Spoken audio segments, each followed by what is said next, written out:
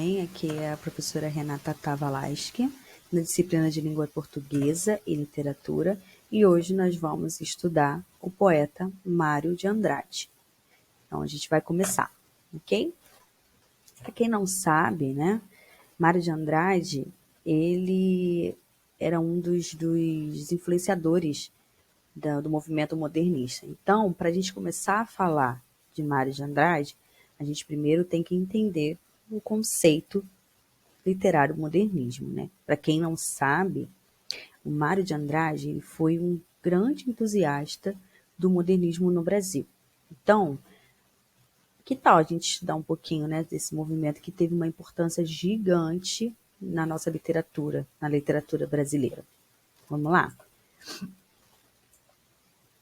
Afinal, o que é o modernismo?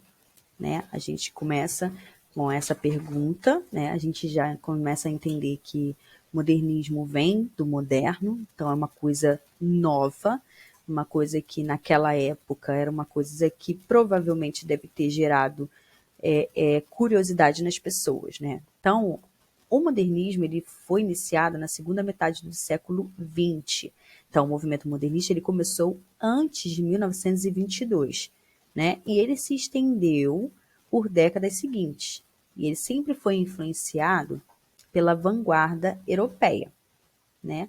E o modernismo no Brasil, ele é caracterizado como a criação de uma arte que valorizava a expressão e o folclore da cultura brasileira, ou seja, é, é um movimento que valoriza a nossa cultura. Então, de acordo com o Bose, né, que é famoso estudioso da nossa literatura brasileira, ele diz que o modernismo ele veio a caracterizar cada vez mais intensamente um código novo, diferente dos códigos parnasiano e simbolista. Ou seja, o moderno traz o rompimento do tradicionalismo, aquilo que era feito, né, repetidamente, várias vezes, e era sempre seguido da mesma forma, com a mesma linha, com a mesma linguagem, com a mesma forma de escrita, sempre o mesmo padrão, e acabou evidenciando, né, o movimento modernista acabou evidenciando uma liberdade artística, né, e literária daquela época. Então, assim, os artistas eles passaram a ser muito mais livres, né, em relação à escrita, em relação à forma como fazer sua arte, música, pintura. Então, passou a ter uma estética e cultura um pouco mais regionalista, vamos dizer assim. Trouxe mais um pouco a valorização, como eu tinha falado anteriormente, da cultura brasileira, porque ele rompe o tradicionalismo, evidenciando essa importância da nossa cultura, né? Então, não é mais aquela linguagem formal, aquela linguagem que sempre certinho dentro da norma culta da língua. É uma linguagem mais informal, né? Tem uma estética totalmente diferenciada. São poemas que não são aqueles versos que tem a métrica e a rima certinha, como a gente vai ver sobre isso. Então, dentro desse conceito, a gente já consegue identificar que o modernismo realmente é um moderno, é um código novo, conforme Bose explica ali, né? Então, ele chega para diferenciar as coisas, a escrita, né? A escrita, a arte parnasiana e simbolista, que era uma coisa tradicional e padrão, né? Vamos dizer assim, fora dos padrões, eles vieram para ser fora do padrão, vamos dizer assim. Então, quais são as características do modernismo? A gente vai ver agora que essas características elas são importantes, né, para a nossa cultura e para o nosso entendimento de como a gente conseguiu chegar até aqui nessa literatura atual, agora, nossa atualidade. E então a gente consegue perceber que essas principais características desse movimento, eles se dão através do conjunto de experiências de linguagem, né? A crítica social ao passado, seja ele cultural, histórico ou econômico, a presença forte de ironia e de humor, a falta de métrica e rima, como eu falei, não é aquele poema que tem a métrica certinha, né?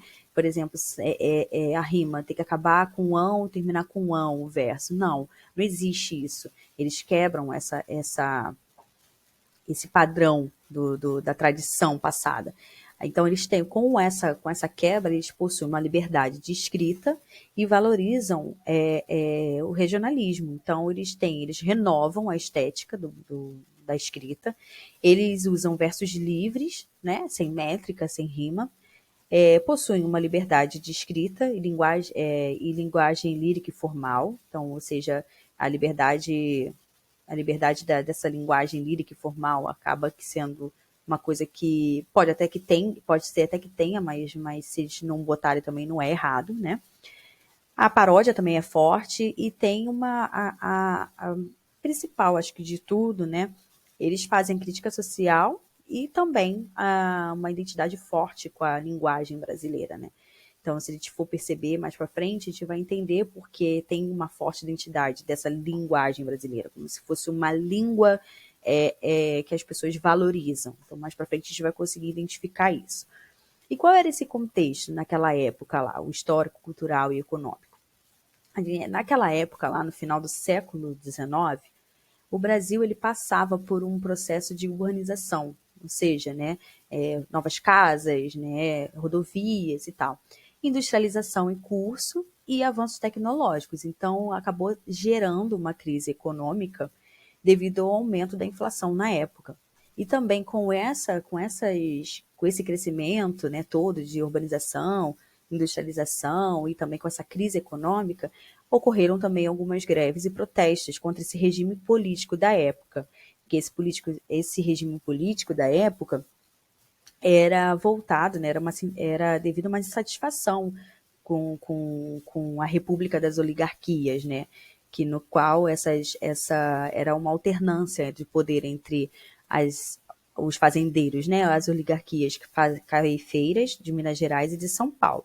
Então, com essa questão toda, as pessoas se irritavam, né? Porque esse regime político era bem forte e não era muito visado, né, para a população, se bem que se der para vocês entenderem. Então, a gente agora, já que a gente já estudou um pouco sobre o que é o modernismo brasileiro, quais foram as suas características, né? A gente agora vai entrar no principal da nossa aula, né? Que é o escritor, poeta Mário de Andrade. Então, quem foi Mário de Andrade? Né? O Mário de Andrade ele foi um dos escritores modernistas mais importantes da nossa literatura. Ele foi e é, né? Hoje em dia a gente tem a nossa literatura moderna, onde a gente consegue ver escritas e artes sublimes que foi lá na metade do século, né, 20. Então, ele era escritor, músico, professor e crítico literário, né?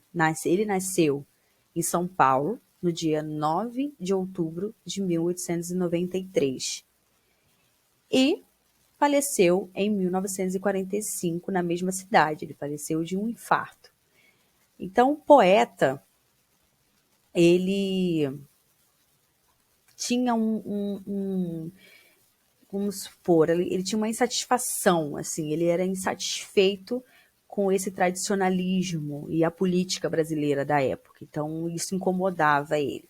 Então, para isso, ele acabava tentando demonstrar que todos os artistas poderiam ser livres e podia também demonstrar a mesma insatisfação que ele tinha com esse tradicionalismo, com essa coisa que era rígida na época.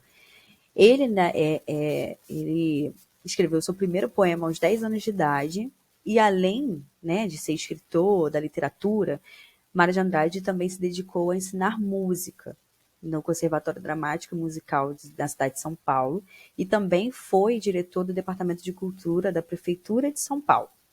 Então, Mário de Andrade, vamos dizer, ele foi o primeiro ministro da Cultura, que hoje em dia a gente sabe que tem os ministros, né? Mas naquela época não existia. Então, ele foi o primeiro ministro da Cultura. E como a gente pode ver, ele nasceu em São Paulo, ele morreu em São Paulo, ele trabalhou, ele se dedicou toda a vida dele em São Paulo. Então, ele era realmente um paulistano, um paulista nato, né? Então, a gente, além de saber das suas obras, né? A gente sabe que ele escreveu bastante obras, mas o mais importante, o mais conhecido na época foi Macunaíma, o herói sem nenhum caráter. Essa obra foi publicada em 1928 e ela traz uma exaltação do folclore brasileiro, porque além de ter essa exaltação do folclore brasileiro, ele também traz uma crítica social, uma crítica bem forte social e o nacionalismo crítico também. Além da linguagem mais liberal, né? A liberdade linguística, ou seja, é uma linguagem mais informal, vamos supor assim. E ele até mesmo diz que ele escreve brasileiro, né? Ele dizia que escrevia brasileiro, que não, né? Ou seja, não escrevia português. Ele escrevia brasileiro por conta dessa linguagem mais liberal e dessa liberdade linguística que ele possuía, né? E naquela época era uma coisa absurda, né? Você sai de um tradicionalismo, né, de uma linguagem formal, na norma culta, e vem ele e derruba esse tradicionalismo com uma linguagem mais liberal. E ele participou de uma Semana da Arte, né? E o que foi isso e qual foi a sua participação na Semana da Arte moderna de 1922? Então, Mário de Andrade, como ele era modernista, ele tentava desbancar essa tradição, ele foi um dos idealizadores, né, dos maiores idealizadores da Semana da Arte, que também era conhecida como a Semana 22. Então, essa Semana 22, ela ocorreu em 1922 e como celebração do centenário da independência do Brasil, ocorreu a Semana da Arte Moderna. Né? Como a gente sabe, a independência do Brasil ocorreu em 1822 e para comemorar esse centenário, eles criaram essa Semana da Arte, né? Os artistas se reuniram no Teatro Municipal de São Paulo, que também, se vocês repararem, foi em São Paulo. Então, eles se reuniram para mostrar as suas artes, né?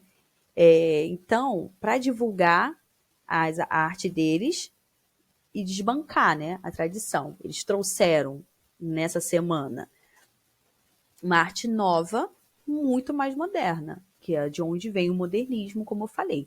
Então, a intenção deles era fazer exatamente isso, quebrar, né, a tradição, e assim apresentar as suas manifestações artísticas.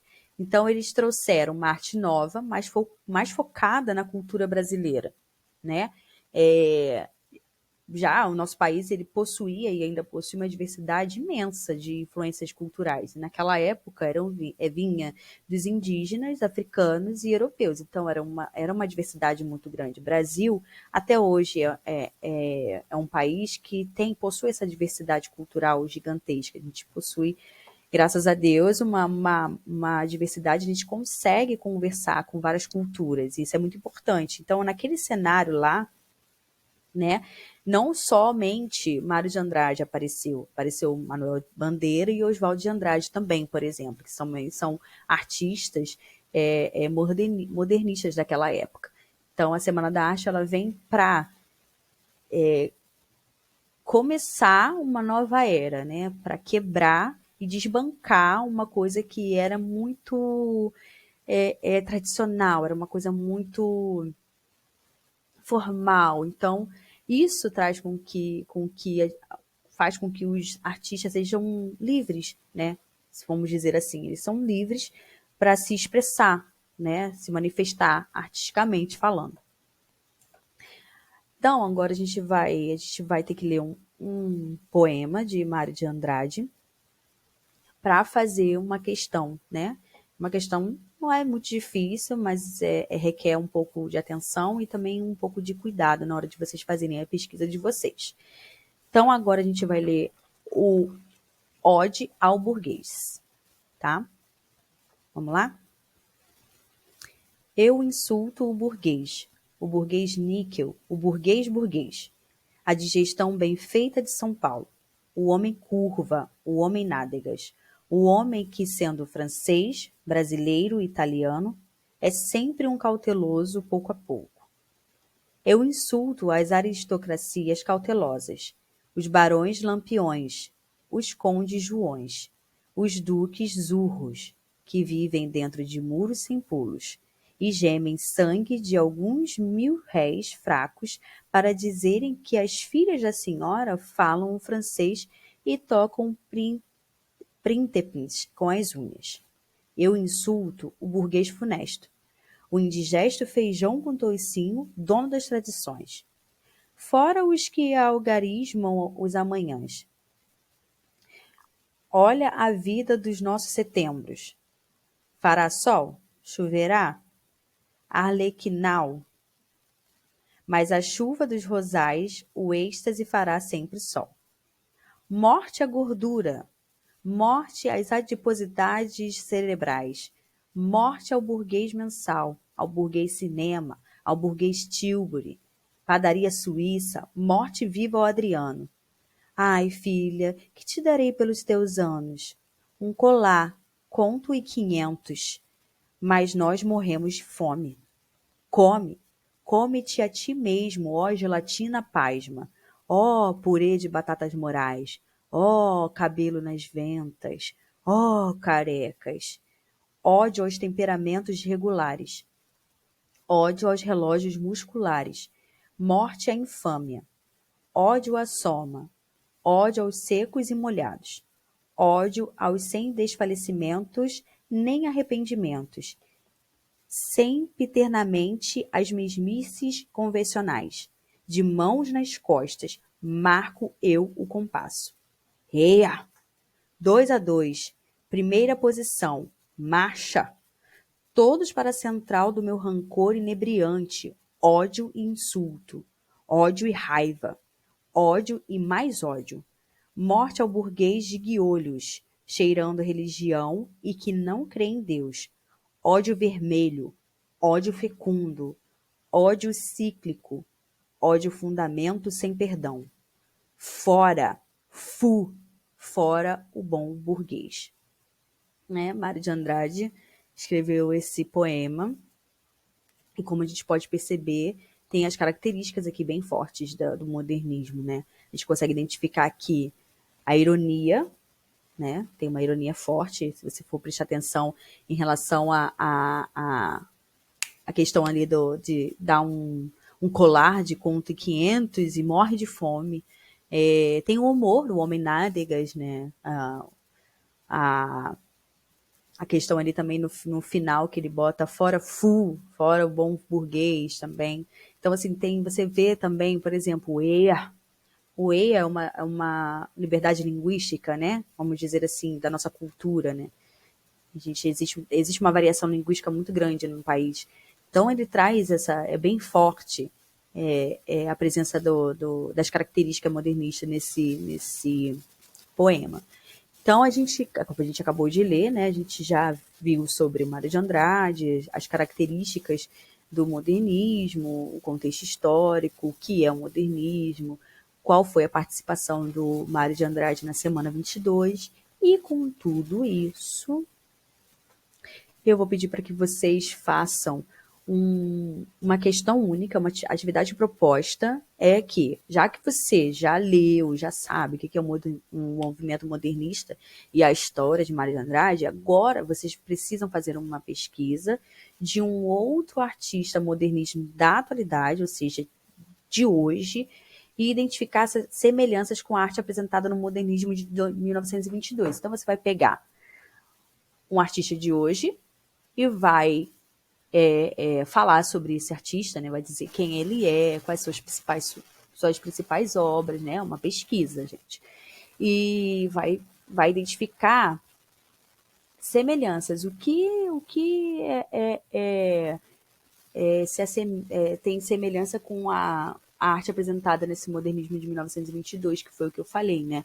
A quebra da tradição, né? A presença do regionalismo, sem métrica, sem rima, a presença de humor e ironia. Então, vocês vão pegar essas semelhanças e vão apontar. E aí, depois de feito isso, enviem para mim e a avaliação vai ser enviada por e-mail para vocês, ok? Então, foi isso. Espero que tenham gostado da aula. Tenha uma boa noite. Fiquem com Deus.